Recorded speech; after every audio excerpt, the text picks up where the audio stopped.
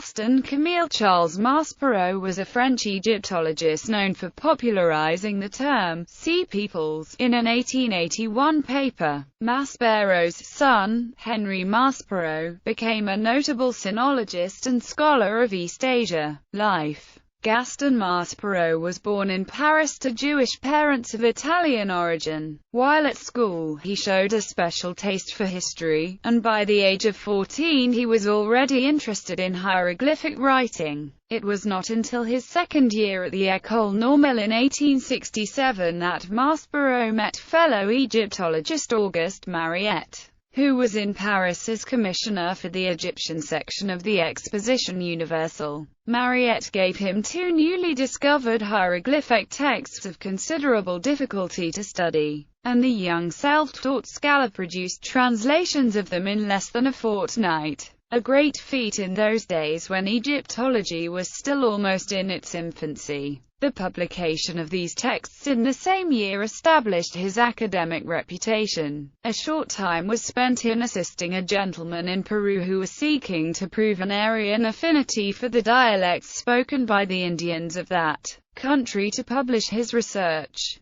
But in 1868 Maspero was back in France at more profitable work. In 1869 he became a teacher of Egyptian language and archaeology at the École pratique des hautes études, and in 1874 he was appointed to the chair of Champollion at the Collège de France, succeeding Emmanuel de Ruffey. In November 1880 Professor Maspero went to Egypt as head of an archaeological mission sent there by the French government, which ultimately developed into the well-equipped Institut Français d'Archéologie Orientale. This occurred a few months before the death of Mariette, whom Maspero then succeeded as Director General of Excavations and of the Antiquities of Egypt, aware that his reputation was then more as a linguist than an archaeologist. Maspero's first work in the post was to build on Mariette's achievements at Saqqara. He expanded their scope from the early Old Kingdom to the later, with particular interest in tombs with long and complete hieroglyphic inscriptions that could help illustrate the development of the Egyptian language. Selecting 5 later Old Kingdom tombs, he was successful in that aim, finding over 4,000 lines of hieroglyphics which were then sketched and photographed. As an aspect of his attempt to curtail the rampant illegal export of Egyptian antiquities by tourists,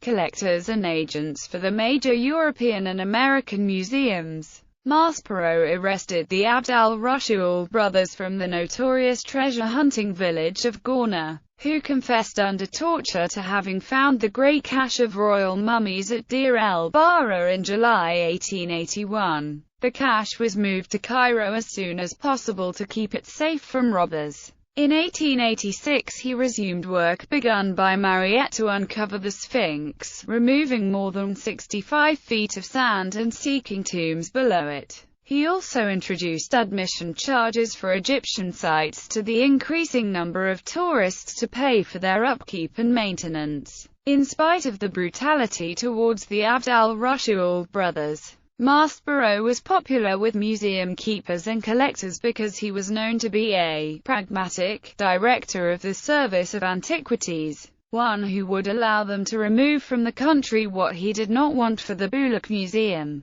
Maspero did not attempt to halt all collecting, but rather sought to control what went out of the country and to gain the confidence of those who were regular collectors. When Maspero left his position in 1886 and was replaced by a series of other directors who attempted to halt the trade in antiquities, his absence was much lamented. Maspero resumed his professorial duties in Paris from June 1886 until 1899, when, at 53, he returned to Egypt in his old capacity as Director General of the Department of Antiquities. On October 3 that year, an earthquake at Karnak collapsed 11 columns and left the main hall in ruins. Maspero had already made some repairs and clearances there in his previous tenure of office, and now he set up a team of workmen under French Egyptologists and regularly visited to oversee its reconstruction work, opposing some romantics who wished the ruins left as they were. In 1903 an alabaster pavement was found in the court of the seventh pylon, and beneath it a shaft leading to a large hoard of almost 17,000 statues, with every part of the dig drawn, recorded and photographed. On his arrival in 1899 he found the collections in the Bulak Museum enormously increased, and while working to expand them further he superintended their removal from Giza to the new quarters at Kasrn Nil in 1902.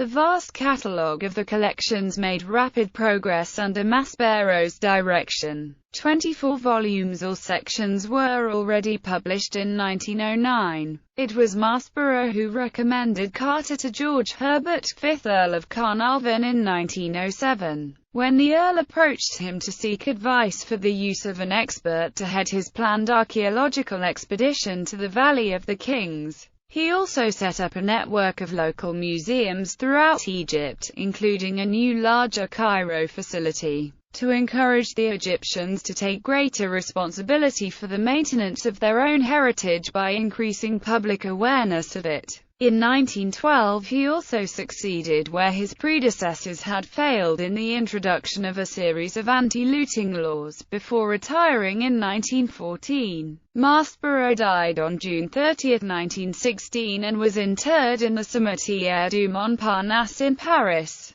Works. Among his best-known publications are the large Histoire ancienne des peuples de l'Orient classique, displaying the history of the whole of the Near East from the beginnings to the conquest by Alexander, a smaller Histoire des peuples de l'Orient, one volume, of the same scope, which passed through 6 editions from 1875 to 1904, Études de mythologie et d'archéologie égyptienne, a collection of reviews and essays originally published in various journals, and especially important as contributions to the study of ancient Egyptian religion, L'Archéologie égyptienne, of which several editions have been published in English. He also established the journal Recueil de travaux relatifs à la philologie et l'archéologie égyptienne et assyrienne, the Bibliothèque égyptologique, in which the scattered essays of the French Egyptologists are collected, with biographies, etc., and the Annales du Service des Antiquités de l'Égypte, a repository for reports on official excavations, etc.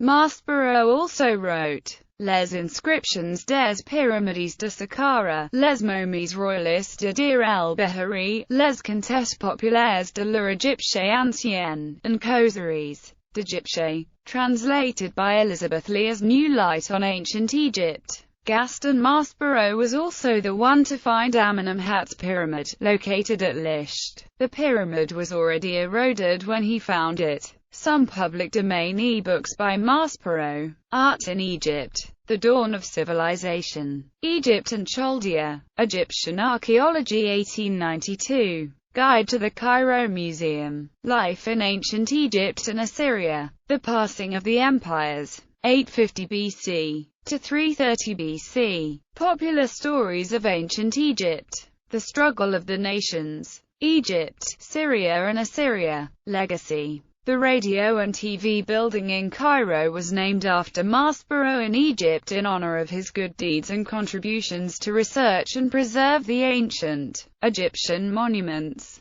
The Egyptian director Shadi Abdul Salam has recorded his presence in the feature film The Mummy.